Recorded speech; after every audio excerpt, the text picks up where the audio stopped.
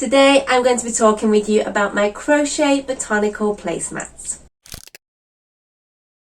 Hi, I'm Rosanna from Moara Crochet, and in today's video I'm going to be talking with you about one of my own paid patterns, which is the Crochet Botanical Placemats. Now, there is a collection of 4 of these. I'm going to show them to you quickly.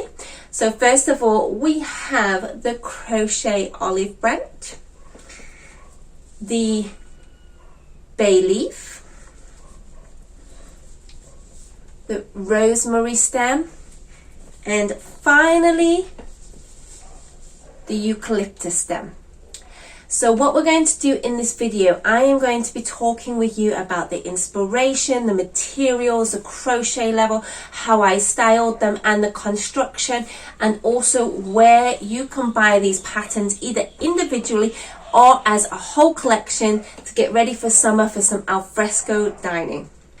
Just before we start, I want to say sorry if you can hear my dogs barking. So let's start.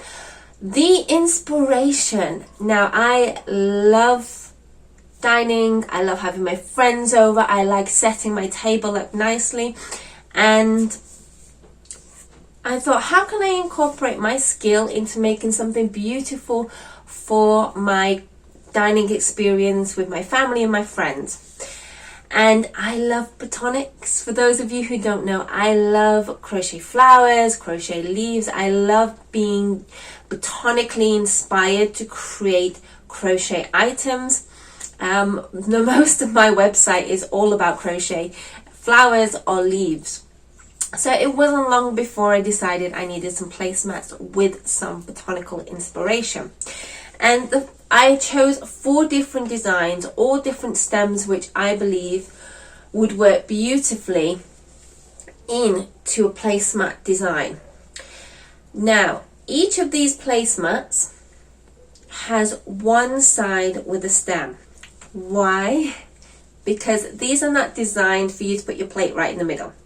It's designed for you to put your plate slightly off to the side, so you have that little bit of detail on the side to add something really, truly special to your dining experience.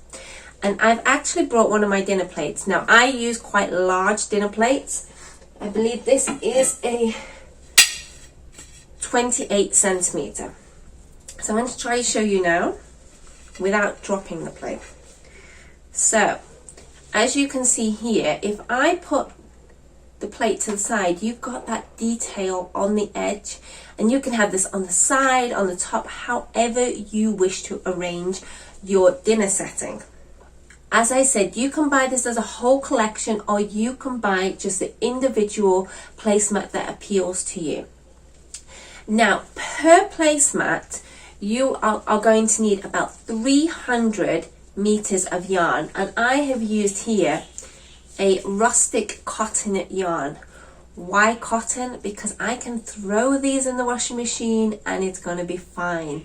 And I like to use natural materials, especially with anything that I'm going to be eating. I want something natural near me. I don't want any plastics. But that is completely up to you. But I have used cotton because the stitches stay tight. They don't stretch. They won't shrink. They will stay to what you have, and they are easy to clean.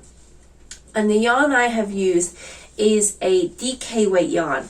Now, this one was actually my first sample, which I used some raw Busil cotton.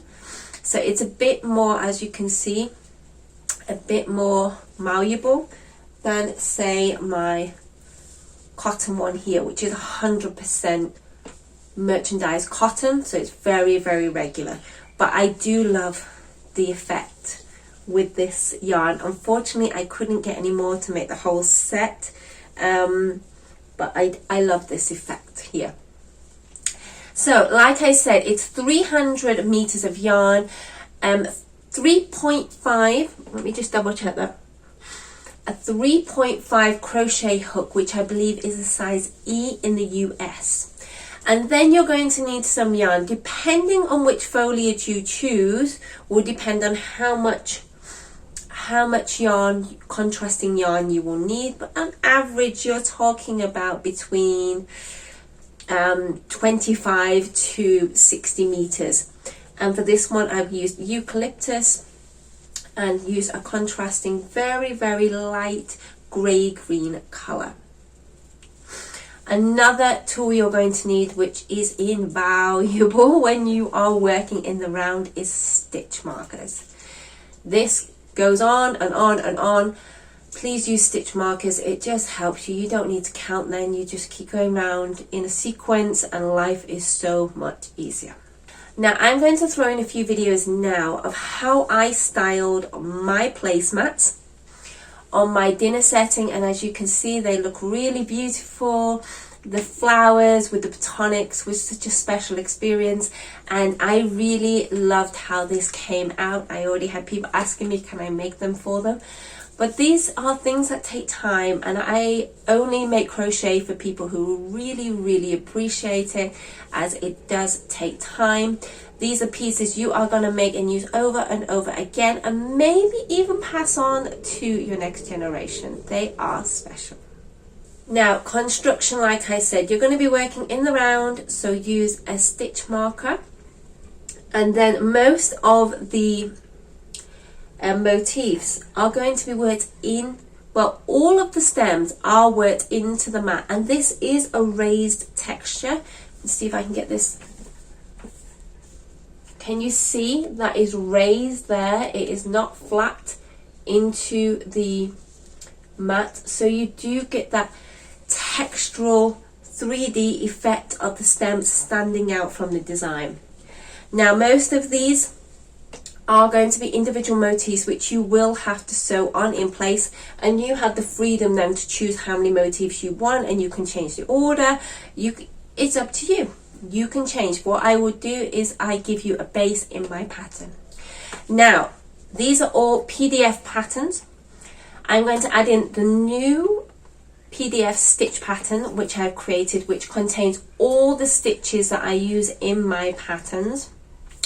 And from there you can click onto the names and it will direct you to one of my YouTube videos. These are easy. Let me get a different one. These are a beginner friendly pattern. They just take time. So if you're beginner or advanced, this is a suitable pattern for you. They make beautiful placemats for Christmas, for anniversaries, for summer, for weddings. There's such a special thing to make. Now I'm going to leave this video short and sweet, and I'm going to leave you links down below where you can access all of those patterns individually or as a full collection. So I'm going to leave this video short and sweet, and I will see you in the next crochet video. Bye!